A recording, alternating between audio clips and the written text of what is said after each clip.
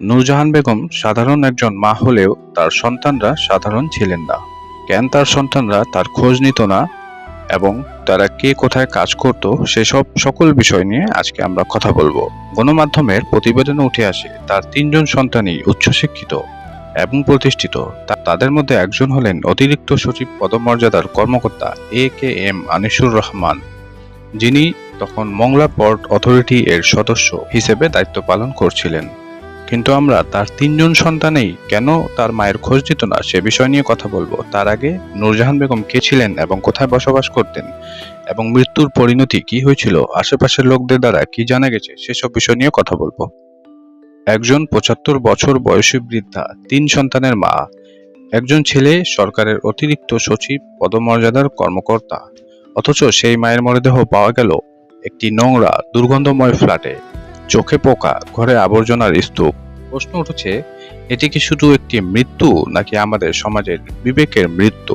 2026 সালের 31শে মে ঢাকার মিরপুর 11 নম্বর এলাকার একটি ফ্ল্যাট থেকে পুলিশ উদ্ধার করে 75 বছর বয়সী নূরজাহান বেগমের মরদেহ। প্রতিবেশীরা দীর্ঘদিন ধরে দুর্গন্ধ টের পাচ্ছিলেন বলে জানা যায়।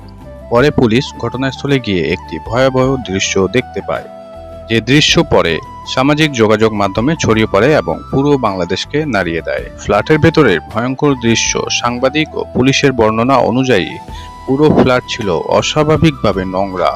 বিভিন্ন স্থানে আবর্জনা ছড়িয়ে ছিল, দীর্ঘদিন পরিষ্কার করা হয়নি বলে মনে হচ্ছিল। মরদেহ পচন ধরেছিল, কিন্তু প্রতিবেদনে মরদেহে পোকামাকড় দেখা যাওয়ার কথাও উল্লেখ করা হয়েছে।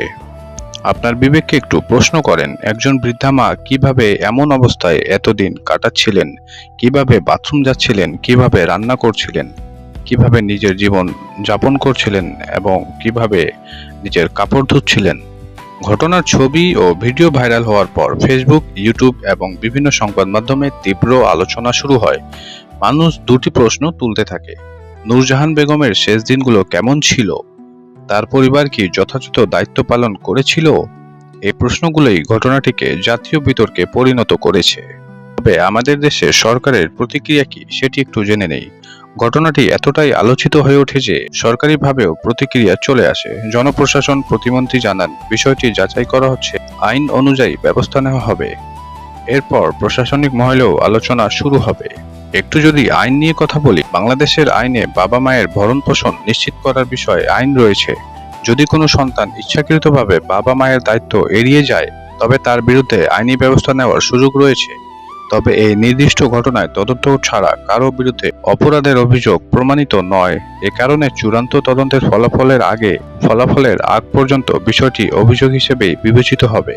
এই ঘটনায় কেন এত আলোচিত? কারণ এটি শুধু একটি পরিবারের ঘটনা নয়, এটি কয়েকটি বড় প্রশ্ন সামনে এনেছে। বৃদ্ধ বাবা মায়ের নিরাপত্তা, পারিবারিক দায়িত্ববোধ, একাকিত্ব, নগর জীবনের বিচ্ছিন্নতা। অনেকেই বলেছেন নূরজাহান বেগমের ঘটনা বাংলাদেশের হাজারো বৃদ্ধ মানুষের বাস্তবতার প্রতিচ্ছবি। যেই মা সন্তানকে পেটে রেখেছেন, যেই মা সন্তানকে জন্ম দিয়েছেন, যেই মা সন্তানকে বড় করেছেন, খাইয়েছেন, শিক্ষিত করেছেন, প্রতিষ্ঠিত করেছেন, জীবনের শেষ সময়ে যদি সেই মা একা হয়ে যান, তাহলে সেটি কেবল একটি পারিবারিক ব্যর্থতা নয়, একটি সামাজিক ব্যর্থতাও। নূরজাহান বেগমের মৃত্যু আমাদের সামনে সেই কঠিন প্রশ্নটি তুলে ধরছে। এবার আমরা জেনে নেব তার ছেলেদের ব্যাপার। বড় ছেলে একজন সরকারি কর্মকর্তা। বিভিন্ন প্রতিবেদনে তাকে যুগ্ম সচিব বা অতিরিক্ত সচিব পদমর্যাদার কর্মকর্তা হিসেবে উল্লেখ করা হয়েছে। মেজ ছেলে একজন শিক্ষক, যাকে পুলিশ সংবাদ মাধ্যমের তথ্য অনুযায়ী Bangladesh university of engineering and technology BUET এর শিক্ষক বলা হয়েছে। মেয়ে একটি স্কুলের শিক্ষিকা বলে প্রতিবেদনে উল্লেখ করা হয়েছে। পুলিশের বক্তব্যে যা এসেছে, পল্লবী থানার ওসি বলেছেন, দুটি ছেলে আলাদা থাকতেন এবং মায়ের সঙ্গে যোগাযোগ ছিল না বলে প্রাথমিকভাবে জানা গেছে। পরিবারের সদস্যদের আচরণ কিছুটা অস্বাভাবিক মনে হচ্ছে।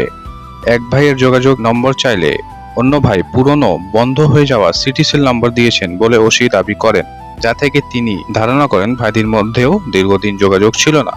সামাজিক মাধ্যমে অনেক অভিযোগ ও মন্তব্য ছড়ালেও এখন পর্যন্ত তদন্ত শেষ হয়নি। তাই ছেলেরা ইচ্ছাকৃতভাবে মায়ের খোঁজ নেয়নি বা তারা কোনো অপরাধ করেছে, এই ধরনের দাবি এখনো প্রমাণিত হচ্ছে না।